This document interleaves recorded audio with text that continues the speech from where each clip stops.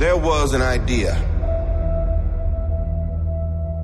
to bring together a group of remarkable people. To see if we could become something more. So when they needed us, we could fight the battles that they never could.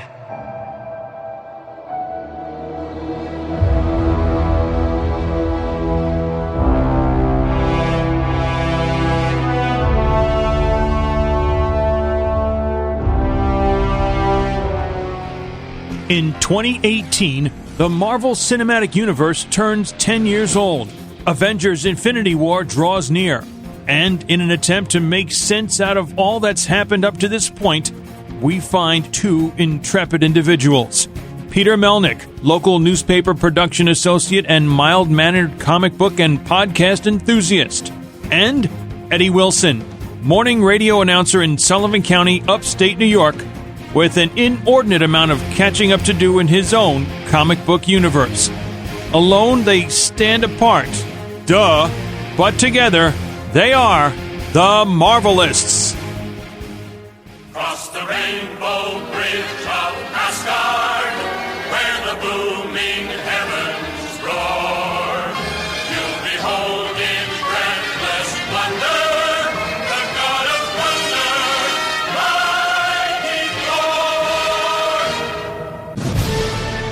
When lame Dr. Donald Blake strikes his wooden walking stick upon the ground, it becomes the mystic mallet Mjolnir, and Blake is transformed into the Norse god of thunder, master of the storm and the lightning, heir to the throne of immortal Asgard, the mighty Thor.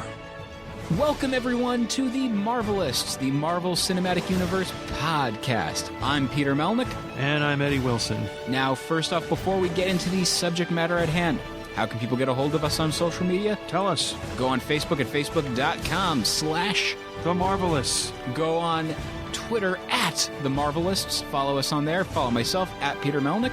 Or myself at eWilson959. You can also find us on Instagram at The Marvelists. And you can also email us at themarvelists@gmail.com. So, Eddie, before we get into the episode, what did you think of the trailer that just dropped today on January 30th for Ant-Man and the Wasp? Unreal. I thought it was great.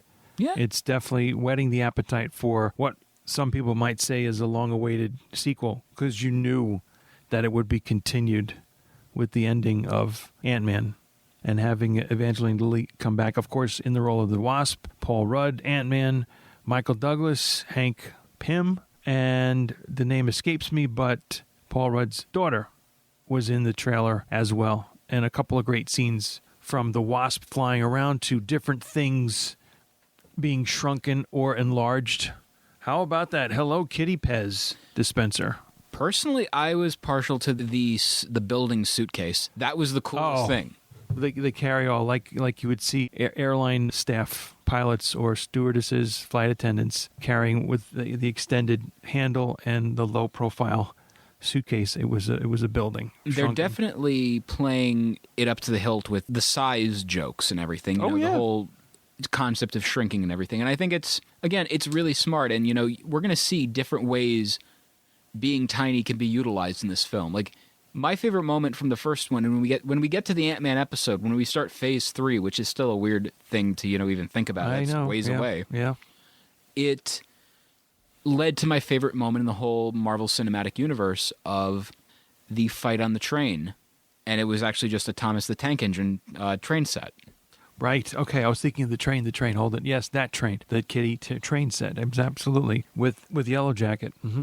And I think we're going to be seeing a lot more interesting things like that, just utilization of that level of humor. Although I feel it's going to be a bit iffy because we're losing Edgar Wright, who wrote the script, and a lot of the heart of that movie was through him. But it's Marvel. Maybe they can make up for it with a different director and different writer, Yeah, absolutely. We'll see how that all unfolds. And some just regular, so to speak, viewers will, as a secondary thought, not to discredit anybody who's contributing to putting a motion picture out, may not be overly paying attention to, oh, who did that? Or that's the style, or, not to say everything's under a microscope. Haha. But I hadn't even considered, okay, well, who was the person who did that, and this writing style, and how come these angles and shots are being used? Continuity takes many forms and shapes, size, and if the line of the story can continue through without realizing somebody's missing or gone, it's not like the character of War Machine, where it was obvious the character changed, but I digress. You digest? I do after a good meal, dinner. Are you kidding me? Can't do a podcast without it. That looked like a delicious dinner you had today. Yes, the pot roast and the mashed potatoes. Very, very good. Now, Eddie, on top of the Ant-Man trailer getting released, the day before we recorded, the premiere for the Black Panther happened, and man, these people hated this movie. No, I'm just kidding. They loved it. Where were you? Yeah, that's not what I heard. Yes, no, the good, very good reviews from the preliminary viewing of that, and thumbs up. Paws up, Panthers up, whatever. I think it's going to be a really great film to add to the Marvel Cinematic Universe. And doing, even in the trailer that I've seen, something different with the costume, just by way of T'Challa being able to demask almost with a push of a button, like an Iron Man, possibly, or even more so a Star-Lord. Star Prince? I love Star Prince. Star Prince, yeah, okay. You distort. With Spoderman? I digress, you distort. With Spoderman? The Spoderman. But yeah, so, and the feedback for this movie has been, like I said, spectacular. And one of the people that was in attendance for the movie was Lawrence Fishburne, who will be playing Dr. Bill Foster in Ant-Man and the Wasp. Oh, okay, yeah. And, it was said that he's sitting there in the theater the entire time going, oh, ish, oh, ish, oh, ish. He's excited about this movie. Oh, I thought he had to go. Number two. No, he was having a good time with the movie. Or didn't have a change of underwear. Or underoos. So, that's it. Absolutely. I think it's really, really funny that, the feedback for this is as spectacular as it was, because I thought it would be maybe subdued a little bit. Like, it was a good movie. No, it's being heralded as the best one of the Marvel Universe. They're really looking, I just read the most recent Entertainment Weekly and saw how, and I don't remember her name, costume designer, broke down into about 6 different areas of types of garb that the people of this African nation of Wakanda would wear, and the symbolism behind it, trying to portray a futuristic type city that has all this technology, but retaining some of the deep roots of the culture, the background that could be found in a land such as this, fabricated to an extent as it may seem, but really, really going for the details, and I think it's achieving them and explaining how certain headdress or like I said, apparel will be portrayed and what the significance of them and the composition, putting together the intricacies of these things. And that was just me kind of glossing over it, but it's going to be really a visual, star-studded fun fest, I think, just looking at these costumes, just that component of what we'll see in that part of the movie. I think overall it's going to be a visual spectacular from a CGI standpoint, because what is Wakanda known for? It's tech, And just knowing that this is going to be this kind of movie where it's like, a reliance on, the future and all this. I was going to say vibranium. What Wakanda known for? Okay. They're going to knock it out of the park from a storytelling standpoint, too. Like, there's a lot about it that I'm excited for. Yep. And they can layer in probably other things that they might not uncover that could even be maybe later on in the future, and something else that, oh, by the way, throw something else that you didn't really hear about, but they'll tie it in to make it relatable. And, okay, sure, we'll go with that kind of thing. Now, do you feel overall that we're going to see an influx of that character of Black Panther following this movie?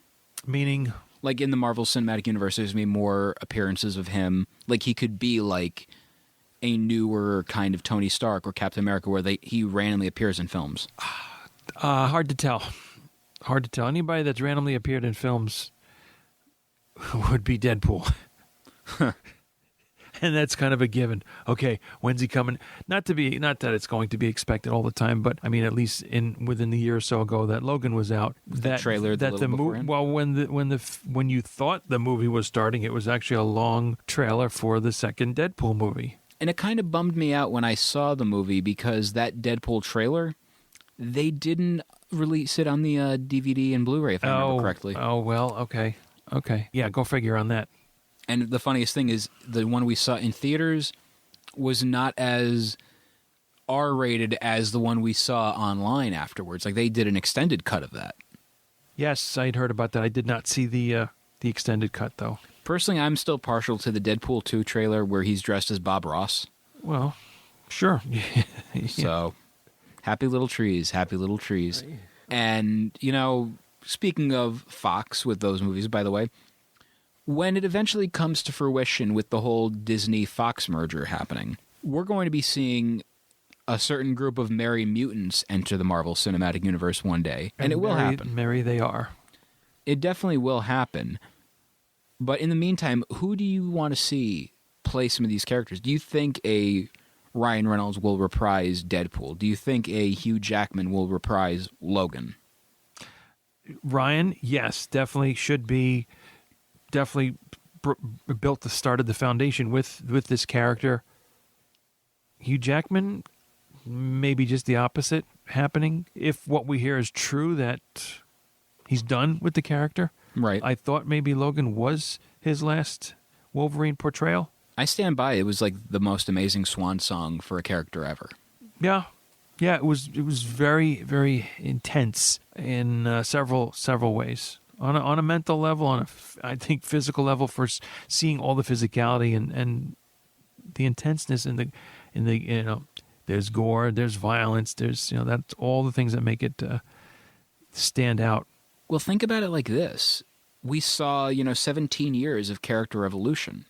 Yep, we did, and then we see the end. Yeah. So it's like an emotional roller coaster. Like, you have to watch all of these movies to build up to his demise. Yeah, that's really succinctly the way to put it. But I don't think that Logan is really for everyone in a way or two, because of its being so intent, and it can relate to some people to heart. And really, I hesitate, but I say directly, I mean that in terms of portraying Professor Xavier with Alzheimer's. Right. And if you're somebody who knows somebody who's had to take care of someone with this, it strikes true to your heart and has a disturbance factor in there as well. So, a little forewarned if you haven't seen that and know someone who's going through this. But to just imagine the fact of this most powerful mutant to have this affliction, and thereby, you see several times throughout the film, not being able to control it until being, subdued, it's emotional. Oh yeah, definitely. As is at least one scene that I will reveal in our review this week of Thor. Wow. I'm so sorry. That's unreal. That hammer decided to take a time out. Give it a try now, Eddie. We'll have to try it again without giving it a whack. That's the kind of thunder I'm talking about. We'll get back to you. That was technical difficulty. All right. Maybe I wasn't worthy for a second there. I don't think so. Wow. I mean, like me during Facebook Live with the hammer, where I, tried to flip it up in the air and it flew around the room. Literally, meow meow flew. Just about, without its owner attached to the thong of it, the end of it. Now, my thing is, with the X-Men and the Marvel Cinematic Universe, who could some of the characters be that you could see utilized? Could you see the Chris Claremont original team where it's Wolverine, Nightcrawler, Colossus? Well, sure. I'd love to see that team. I think so. Screen. You're not going to use Warpath, I'm thinking of? I believe so. Or was he a new mutant? Thunderbird. Yeah, Thunderbird. Probably Thunderbird, because he's deceased. I didn't even know he was sick. So that was, it was a sudden thing.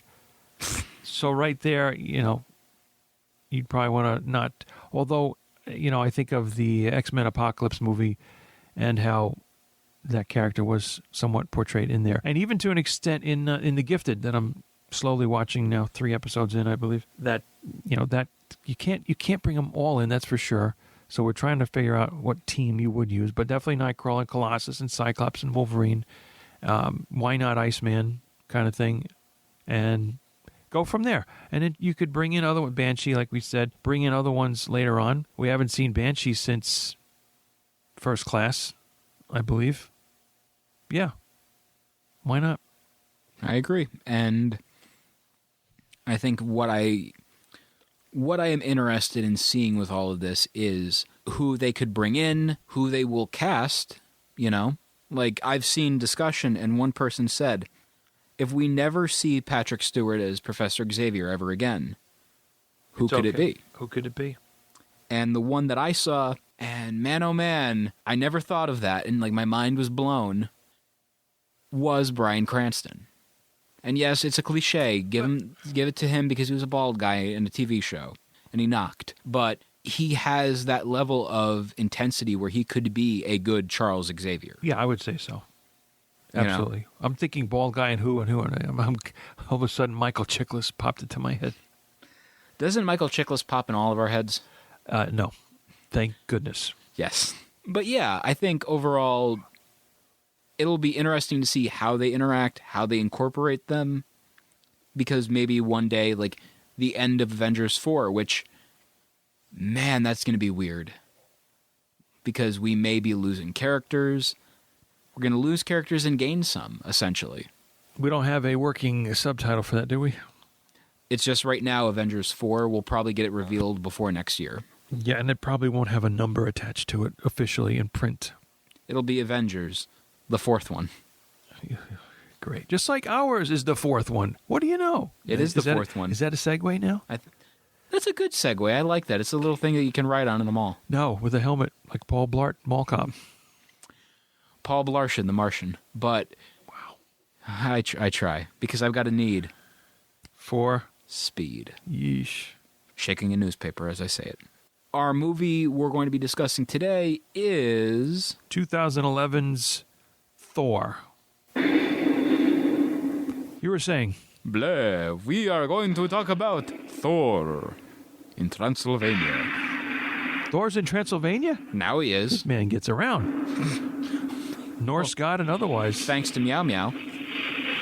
Mjolnir. Mjolnir. Anyway, so Thor has been a character that, if we're being honest, much like Hulk, when I was growing up, I never really had much of an interest in the character, but then the movies came along and kind of changed my opinion on that. And with Thor in 2011, I watched it back in the day, actually, I never watched Thor until, I want to say, 2013 or 2014. Okay. So a little late to the party on that, but it is what it is. And I dug the movie, but it didn't leave like that much of a lasting impression. This second viewing, though, definitely changed things for the better. And when we get to our review, it's not a surprising review and everything, so when it happens, it happens. But, Eddie, Thor is a character that was created in the 1960s, technically, by Jack Kirby and Stan Lee. Yes. But is a part of Norse mythology and everything.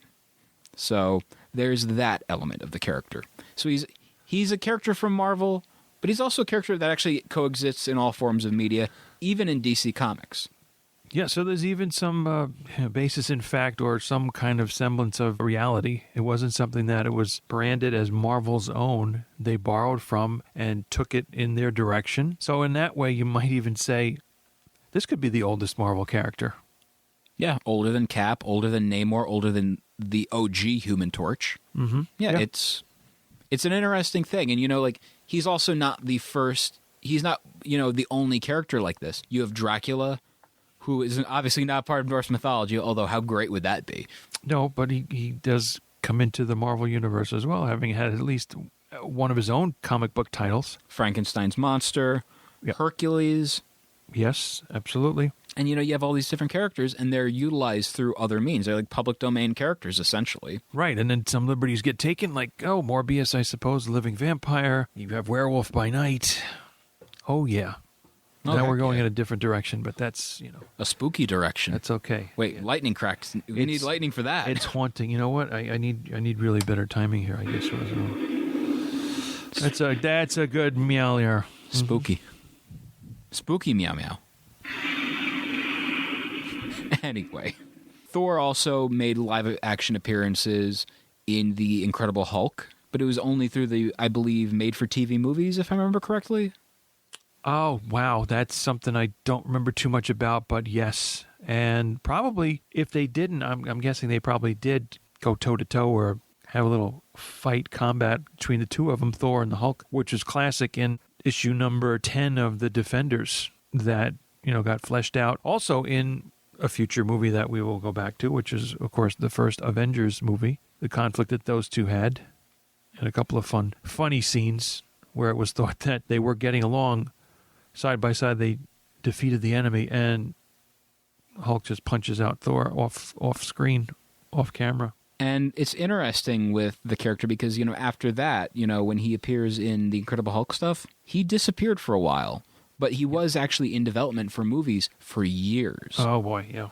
And, Sam Raimi, the man behind the Evil Dead movies, as well as Darkman and this little-known film called Spider-Man. Spider-Man. He pitched, to all these different people that he wanted to make this movie, to 20th Century Fox, and they didn't want to do it. And then eventually, it was like abandoned for years and years and years. And then Fox decided, we're going to just give this a try. And it was actually supposed to be a TV show. Oh, boy. Okay. No, I don't think I realized that. So going from, that, from like from the big screen to the small screen, and then that was just not going to happen, although it was going to air on UPN. Oh, boy. Which I don't know how I feel, because this is around the time of stuff like Hercules, Xena Warrior Princess. Could Thor have worked in that kind of level? I don't think so, and I wouldn't want to. No, maybe it could have worked because you already had those two characters. But by the same token, or the other side of the coin, you could say, what, another one? Maybe that's why it might not have worked. And you know who was supposed to play him on the TV version if it was to happen? No. Tyler Mane, former pro wrestler and Canadian actor. Oh, wow. Who went on to play Sabretooth in the first X-Men movie. There you go. Right. Well, could have worked, possibly. He has the look. I could see that. Yeah. At least going by only having seen him in the Sabretooth role. Yeah. But I mean, I don't know how he, you got to be this over-the-top dramatic kind of character, at least for that interpretation, And things work differently, Like it was going to be brought over, to Artisan Entertainment. They were going to do it, and then they just said screw it and decided, not to do it. And Sony actually, for a time, owned the film rights to Thor. Oh. So we would have seen Thor in a cinematic universe with Tobey Maguire's Spider-Man and Nicolas Cage as Ghost Rider. Now, you get those all together. Whew. They're a team. We just don't know what they're called, but they're a team. We don't know what they're... Yeah, that's right. Weenie, Firehead, and 1980s hair metal guy. Yeah. And yes, I'm calling Tobey Maguire's Spider-Man a weenie, because he really was a weenie. Mary Jane. Anyway. And a teenager, full of angst. And the funniest thing was David Goyer was actually supposed to write and direct the movie. Mm-hmm. And David Goyer, you might know for his work in the DC, ECU, and also a little-known film that might have started all of this, the genesis of all this stuff, kind of, over the past, 20 years. Blade, yeah. So he was known for that, and he was going to do a Thor movie. And I don't know how I would have felt of a Thor movie done by him. Because Goyer is good for dark. He's very good for dark. Look at Blade. And look at how he wrote a lot of the stuff for the DCEU. It's very grim and dark and gritty. Mm-hmm. Thor would not benefit from that, in my opinion. No, probably not. I agree. And you kind of have to have levels of lightheartedness to it. And that's what Thor is in some instances. Yeah, yes, true. I've seen it in the comics, very, happy, fun. And it's just different. Yes, it is. And we can only speculate again on what it could have been in that other sense of it. And then, at one point, they ended up moving from Sony. Paramount Pictures bought the rights to the film, the film creation rights and all that. And off to the races they went. And then you have Guillermo del Toro, who was supposed to direct Thor at one point, known for Blade 2, Hellboy, Pan's Labyrinth, Pacific Rim, etc., including Best Picture nominee, The Shape of Water. So he's doing, he was going to go on to do a Thor movie. And it never came to fruition, which is a shame, even though, he was like a humongous fan of the Jack Kirby run. And, a Loki fan as well to boot. So imagine, a fan behind this. It could have worked. It could have. But it didn't. But, yeah, it didn't. It was not to be. And hilariously enough, he declined to work on the project to go work on The Hobbit. Another thing he didn't finish and work on. Oh. So, and that's my little thing about Guillermo del Toro. I love the guy. I like his movies. But the guy has to actually finish a project every once in a while. Just every once in a while. Like Justice League Dark that he was supposed to do. Okay. Yep. No. Anywho. Eventually, Kenneth Branagh, famed actor and also director, went on to sign on for the film, and he is the guy that directed the movie that we're watching. Yep. And it's cool. It's really cool to see, his take on the character, because let's be real, after seeing a movie like Thor Ragnarok fairly recently, and then watching this, you do see elements of the character from Thor Ragnarok in this. You know what I mean? Because whereas Thor Ragnarok is a very lighthearted, over-the-top comedy, you still see a little bit of the heart of the Thor character. Yes, and this is where you have to get the foundation established to know who he is about, or at least somewhat what he is about, and go from there and build it from there. I would say the character of Thor, the evolution of Thor, is a character who gets a bigger and bigger head throughout the series. Because by the end of Thor, when you're watching Thor Ragnarok, he is reveling in the fame. You know what I mean? Yeah, he's doing that in spurts throughout. And his triumphing in his victories, and nobody can beat me, and, He starts out humble and keeps getting bigger and bigger with his ego. And it's an interesting thing to see. You know what? I think I have to disagree with that. I don't think he starts off humble at all. Not in an opening, first seeing Thor coming down the palace hall to the cheers of the crowd because he has bested the enemy and is about to be coronated king, and repeating that he swears to uphold all the beliefs and maintain the order in the 9 realms, that kind of thing. He's not humble. True. I don't think he's all that in a bag of chips. Then I take back what I said. But it's just I would say he isn't humble, but it's less of an ego than it was, although he does have an ego. And I'm not talking about a living planet. No, he's got this cockiness, assuredness of like himself. I said, it gets bigger and bigger as the movies proceed. Yep. And I feel, that's an interesting character progression. Even if you say it gets bigger, and as it goes, his character evolves. But maybe it's in check, I think, more so because with this first movie, with Thor from 2011, he's taken down a peg or 3 by being banished, by being stripped of his garb, his costume, not his pants, all the metal accoutrement and the cape, of course, and the hammer. That he's mortal. He realizes his limitations. He cannot lift his hammer. He's not worthy. He's like a regular, normal earthling. He retains strength, but it takes quite a bit for him to realize what it means to be virtuous, be worthy, etc. So he has to be taken down a notch, a peg, to learn the humility aspect. And he does. And I think from there, yes, the ego grows, but he can temper that with the good that he truly does, and not just for fame and revelry and recognition. Well, now what I want to know is, he becomes a regular person, and they use a name for him. And if you're aware of the comics, Thor has a different origin than the movies. Eddie, what I want you to do is enlighten the people what the origin of Thor is in the comics. The origin of Thor in the 60s had to do with a physician who he needed a cane to get around. I don't recall the origin of his ailment. Dr. Donald Blake, that while away, came across, of all things, a spacecraft that had landed in a distance far away from him, and these rocky stone men that wanted to take over the Earth. He was spotted by stepping on a twig in the woods where he was peeking through and seeing what these stone men were up to, was going to be captured, ran into a cave, found a walking stick on sort of a rocky surface of it, I'm thinking of an altar of sorts, accidentally hit it on the ground and became Thor with the hammer that he was found worthy to hold. And that's how it starts.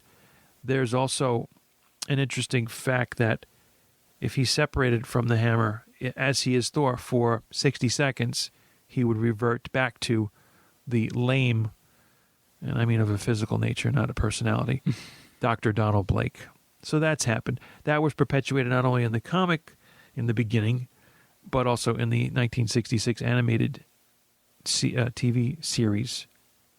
And such was the humble beginnings of this character. And it wastes no time in the comic book in establishing his half-brother Loki, the God of Mischief, and Loki being jealous of Thor and wanting to usurp whatever power he might possess. Now, one of the things about that is they didn't use that for the comics, like I said, for the Donald Blake character. But they did give it a nod. Do you think the reason being is it's so over the top that it doesn't hold up? It's if you mean by saying over the top, far-fetched sort of, and you really have to go to a great length to establish and bring that in, and you don't have all that time when you're making a movie. It's Shazam with time a is stick. money. Yeah, golly. Well, I'm not talking about that Shazam. You can't. No, you couldn't include that. That incorporates a different aspect, and that's the whole alien UFO thing coming in. And maybe in the 60s, that was more of a fad, a thing, the whole UFOs. I think that was perpetuated in the mid to late 50s and into the 60s kind of thing. So, yeah, let's have stone men come in on an alien spacecraft, which actually kind of resembled the Thing in the beginnings of the Fantastic Four.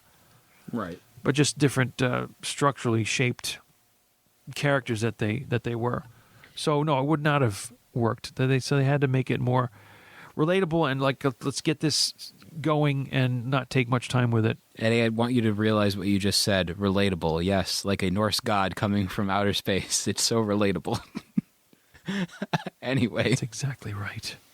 I mean, I'll never forget when I was Norse god back in the day. Good times. Good times. Revelry. Oh, there was so much mead and ale. The best. That was the Ren Fair. I remember when I ended up, shooting a rubber band in Odin's eye. That's why it happened. Oh, now here we find. Oh, I can't believe no. Screw your mythology. There are no words. But anyway, I also feel part of why this didn't happen was they didn't want to get another actor to be able to play somebody related to this character. You know what I mean? Because you would have Hemsworth and then actor who plays, Donald Blake. So you're paying for two actors who are both the same level of importance. You know what? Nowadays you would probably go that route and have two separate individuals. But when you do a TV movie, for example, it would still be the same person. Right. To take on both roles. So, all right, yeah, there would be that. That's another aspect of a budgetary constraint, getting another person on the payroll, as well as taking the time and resources to develop how this origin comes about. Now, one thing also that is interesting about this movie during the production of it all, we were going to have a different actor playing this. And I don't know if you know this, but the original actor that was going to play Thor, but then turned it down, was Daniel Craig. Daniel Craig. And you might know Daniel Craig by another name, Bond. Yes, one of the James Bond incarnations of more recent time. The latest Bond, if we will. Okay, we will. We will. We shall. And we did. And I think overall, we got a different kind of character. And honestly, when I look at Daniel Craig, I don't see Thor whatsoever. Well, you've never seen him in long hair, I guess, so. Still. No, I don't want... Lighter, long hair. And he doesn't have the build for it. Not at all. Like, Thor is this big, muscular guy with long hair, and Hemsworth is that completely. Yep. And then, you have Tom Hiddleston coming in as Loki. And, man, the reception to these characters over the years, especially the actors who play them, the female fan base is absolutely insane. The love that they have for these two characters and these two actors. Sure. Marvel will be shooting themselves in the foot if they don't keep Thor since Hemsworth's contract expired. He's been so immersed, like Robert Downey Jr. in the character. You can't think of anybody else that could possibly be to portray them. Well, not just that, but like I said, the people that are going to these movies are going to see them. Yeah. They don't want to see anybody else, and if they lose them, they lost a lot of paying customers. Yeah. So they have to keep Hemsworth. They have to keep Hiddleston. And to see these characters interact with each other, that's one of the biggest things in these films that I love the most. The brother dynamic is perfect. Just the bratty little brother and the cool older brother that, is the favorite. And and then you have that in real life too. So you have the brothers that will get along, and sometimes they won't. They'll bicker, they'll fight. This is just taking it to a higher degree, of course, because that's what a movie will do, and such is the nature of the characters to go over the top with it. Almost like a Steve Winwood, Higher Love. Oh, wow. What a segue that was. It sure is. Can I call you Valerie now? If you want. I don't, actually, so okay, we'll just good. Leave it at that and give you a strike. Moving right along. Are we going to be in a Studebaker with a frog and a bear? Yes, exactly. That's funny. I didn't know you do a Fozzie. Waka waka. Anyway. So, Eddie, with this movie, we also have the level of we need to connect these people, these over-the-top Norse gods, to regular everyday humans. And that's where we get Natalie Portman. That's where we get Kat Denning. And that's where we get Skarsgård. Stellan Skarsgård. That's kind of what I said. I know you can't pronounce the dot over the one letter. So umlaut. That's two dots, I thought. Umlaut. Anyway. The Motley Crue. Umlaut. Mm-hmm. True. 2 times. I would say utilizing these characters helps out so much because they also, bring a lighter sense to the character, They bring out the humor. They bring out the interaction with that, Yeah. And, again, they're needed. They're absolutely needed. No, you can't just build it around a couple of characters. You got this whole support system, and it works. Every time I've seen this movie, just a great flow, continuous from scene to scene. Yeah. That's one of the biggest things I took out of this movie for my recent rewatch. Within the first 40 or so minutes flew by. It was a well-paced movie.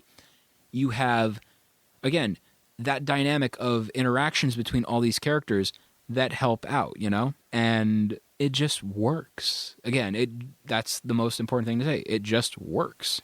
And in some aspects, I'm thinking of how it started in the New Mexico desert at night with Natalie Portman and Kat Dennings and Skarsgård doing their research, seeing the event coming down from the sky, hitting Thor in the desert, and then them replaying how it got to that part, and then playing that scene again because Natalie Portman at both times is saying after he was hit, he's down on the ground, do me a favor, don't be dead. And it's the adventures of Thor getting hit by cars. 3 times in the movie. Twice. One is a repeat, same incident, but then again, backing up from Thor having gotten himself out of his hospital bed, and the other aforementioned 3 characters not being able to find him, backing up the van and just bam, hit him again. But I swear I'm not doing this on purpose. Eddie, I'm going to be completely honest. I was worried that you were going to back up the car on Thor again. Why should I? You don't want to do that. But I'm not driving. Who is driving? We're stationary. It's okay. Now, I feel, like I said, the pacing of the need for speed. I know. You said that already. Well, no. The pacing of the movie is one of the things that benefits the most from this. And I feel giving this movie rewatches, it helps. It has the Iron Man level of, I can watch this many, many times and enjoy it just as much as the first time. Yeah. If not more. And I did. I enjoyed this movie way more than I did the very first time. Well, we'll find it in your ultimate 1 out of 5 review, way more. Oh, I will. Okay, Mr. Waymore. Oh, I will. Run back home, little princess. But when we see this, we're also seeing the utilization of the villains of the Frost Giants, I believe, right? That's a good segue from when I just quoted you. Eddie, what did you think of them as villains? Cold. Damn cold. You don't say. Planet of Ice, almost. Yeah. They were good characters. I don't know that there's I'm sure there is an equivalent that I just can't think of right now to the comic book, but red-eyed and stone gray, cold, not Austin. Thank you. That's my very minor, low-key reference to anything wrestling related. Loki? Oh, very nice pickup. You might be worthy after all, Peter. Very well might be. Whoever holds this hammer, should he be worthy, shall possess the power of Thor. And I have the power. Oh, wrong series. Isn't that Hawkeye? No, that Yes. I'm talking about He-Man. Oh, sorry. And the Masters of the Universe. How many paths did we just start on here? I don't know. Okay. Back to where we weren't. Back to where we The started. Frost from. Giants. Right back where we started from. Maxine Nightingale, thank you. There we go, Eddie. But yeah, the Frost Giants. See, I didn't really care for the Frost Giants as villains, to be completely honest, because to me they felt more like an afterthought compared to Loki. Loki was more of a big bad. You know what I mean? Sure, but you couldn't put them on the same level, so you had to have, in the course of making the movie, an adversary, and to tie Loki into the Frost Giants, he was one of them, so they had to be there. Absolutely. In serious numbers, because apparently for all the ones that Thor and Lady Sif and the Warriors 3 defeated, they came right back as if nothing had changed. Even after defeating that giant monster with a Mjolnir through the back of the mouth, in through the open mouth and out through the back of the head, it still didn't matter. They were still going to be tested, their battle worthiness, until Odin himself came through the Bifrost to stop what was happening. Now, in this movie, we also see an actor who has been gaining momentum over the past few years, with his role in the show Luther, with his most recent portrayal in The Dark Tower. Idris Elba plays Heimdall. Yep. And I feel he is an actor who, if he was not in this movie, he would have benefited from being introduced in a later movie in a larger role. Because, like I said, he's getting a lot of momentum. He's very well known now compared to then. Yes. And I feel he's very much underutilized, although for what he is in the movie, he does play an important role, but just not compared to what he really should. When you know who this actor is, and you're like, wow, he's just that? Yeah, I don't recall if this was his first, air quotes, major appearance. In an American film? Yes, or at least coming to the attention of the American audience. But I think it suited him well as the gatekeeper. And he even had a little bit of humor in there when Loki, becoming the ruler of Asgard, because Thor is banished, and his father, the Allfather, is in the Odin sleep, that Loki takes the mantle of king, the burden of the throne, as he says, like as if this is what you wanted, Loki. But with respect to the gatekeeper of Idris Elba's character, he has a line in there when the Warriors 3 are looking to try to find and save Thor, and him saying, "You wish me to defy the last commands and go back to?" And they said, "Well, yeah, good." He helps them. He helps them by leaving his sword that will activate the Bifrost in its stand, but walks away from it. So he's helping, but not exactly helping. So not quite defying. It's kind of maybe a white lie situation. Personally, out of all of his appearances in these movies, though, I feel like his best one is going to be when we discuss Ragnarok in a few weeks. In a while, Could a few be. I'll weeks. definitely need a rewatch on that because it was just November and only having seen it in the theater. So, yeah. Oh, yeah. No question, yeah. Complicated fellow, isn't he? Oh, yeah. Now, what I also want to know is, Eddie, what did you think of a certain Avenger who makes an appearance in this movie? His first appearance. Great subtle intro kind of thing, even though you see him as an archer, although he was possibly reaching for a rifle, but goes for the bow and arrow instead, as Thor is attempting to get into the area that is around where Mjolnir, the hammer, has landed and formed a crater to try and pick it up, essentially, to regain his power. And he has some great lines also in this Clint Barton, although I think you just know him as Barton, that Phil Coulson Hawk from guy. S.H.I.E.L.D., Hawk Guy, as you love to call him. Me and Matt Fraction on the Matt Fraction run of Hawkeye. Oh, goody. Now we know.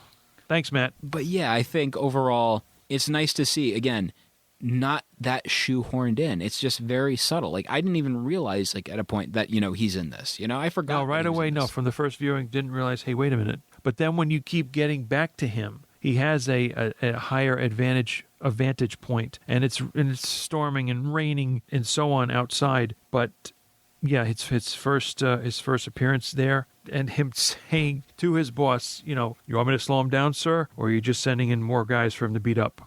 That kind of, I'll let you know, is the reply. Oh yeah, and I feel when it comes to introducing characters, you want to do it in subtle ways. You don't want to do it as a, hey everybody, look at this. No.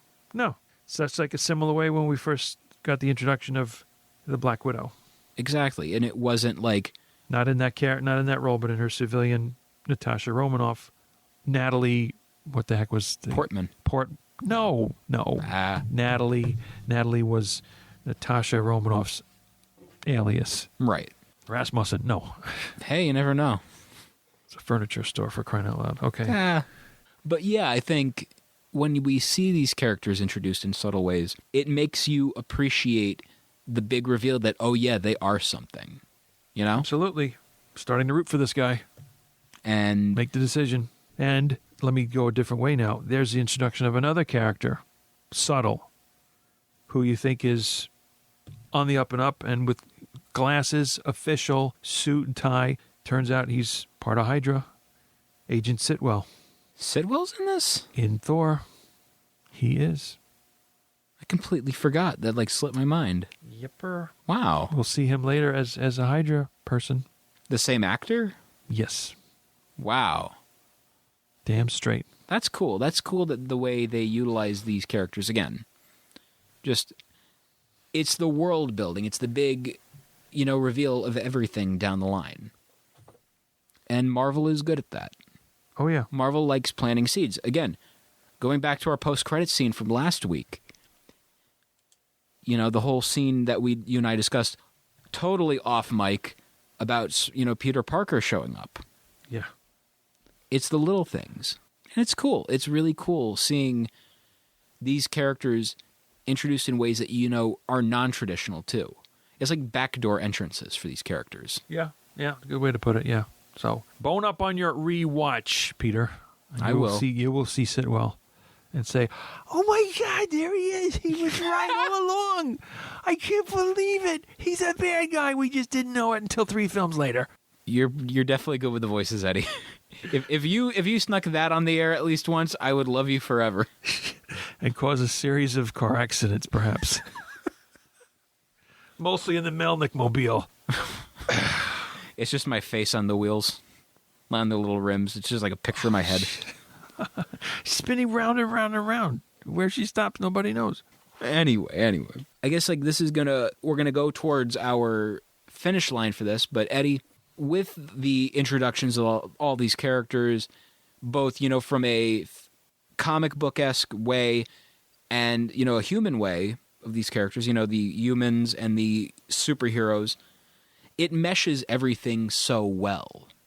You have this world where magic is real, and the way it's discussed, the way it's handed to you on a cinematic platter. Well, I think, Jane Foster's character, or Natalie Portman's character of Jane Foster, saying how science is what they have, what they know. Magic is, I guess, science that they don't know.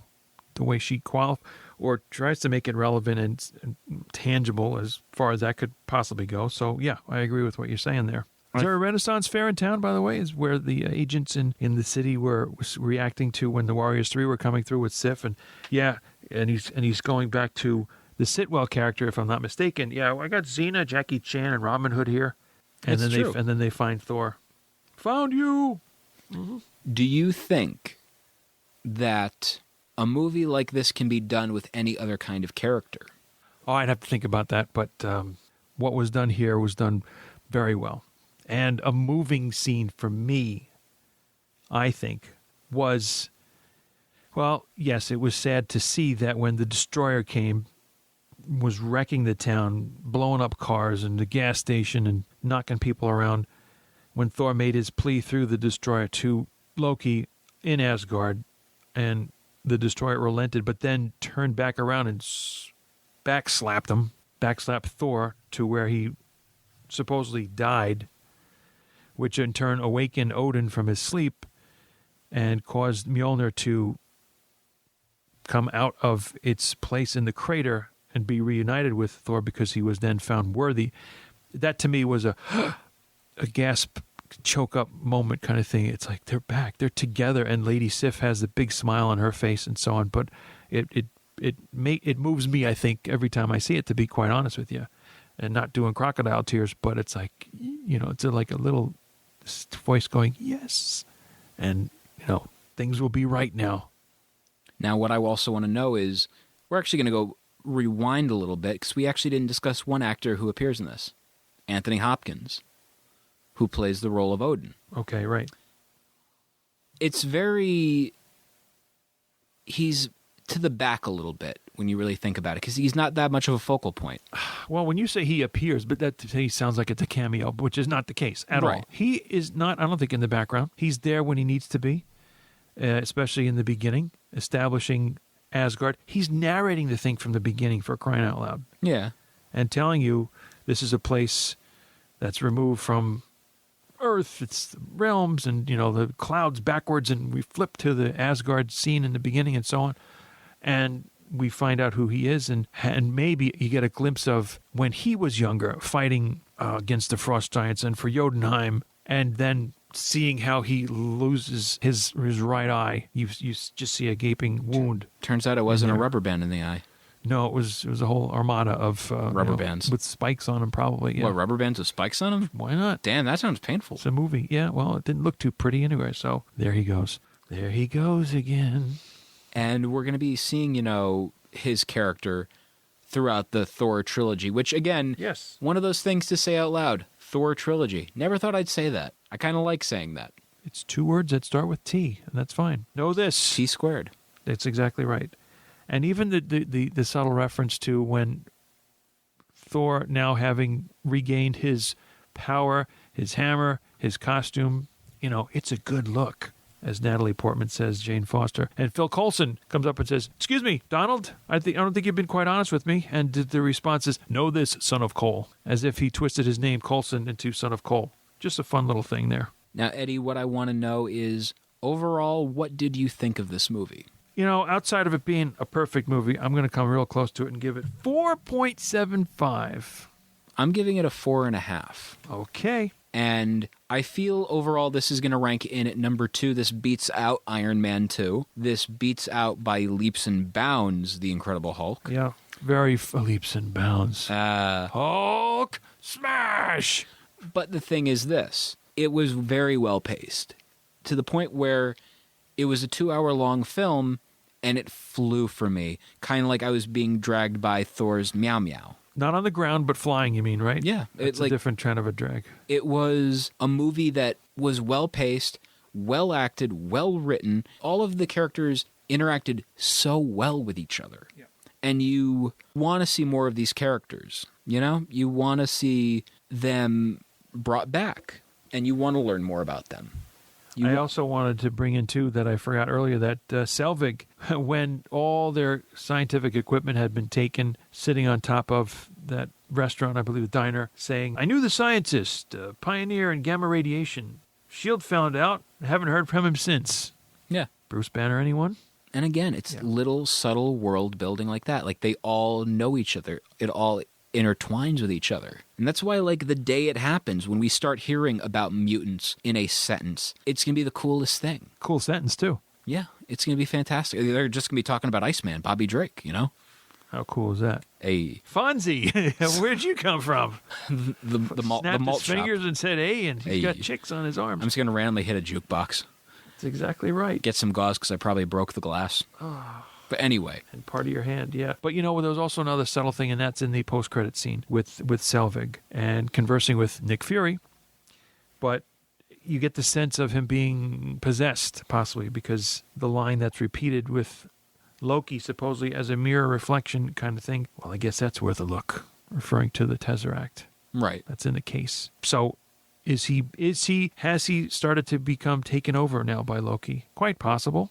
Yeah. They're making that possibility. Although it looked like Loki is lost after the Rainbow Bridge has been destroyed. Which, by the way, is one of the coolest visuals. That Rainbow Bridge is the coolest thing. Well, it's officially really awakened Odin, and to the point where he did come to grab onto Thor, who was holding on to Loki, who in turn Loki let go to go off into the netherness of space at that point. Now, Eddie, once again, like I said, 4.5 out of 5. Yourself?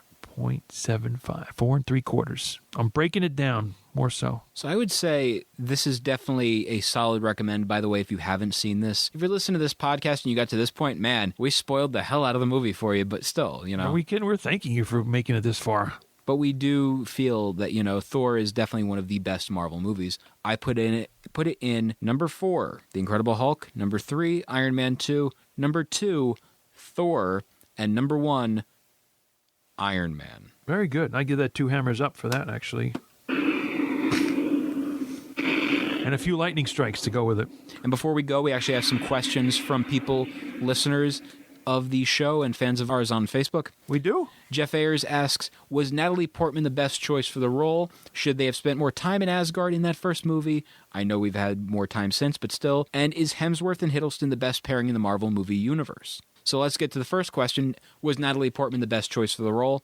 I personally think so. Yeah, I'm not sure who else you, Jeff, would have considered in that. I think it was just well done. You do take liberty, again, with the character of Jane Foster. Drastically different from the comic book, because she's a nurse to Dr. Donald Blake.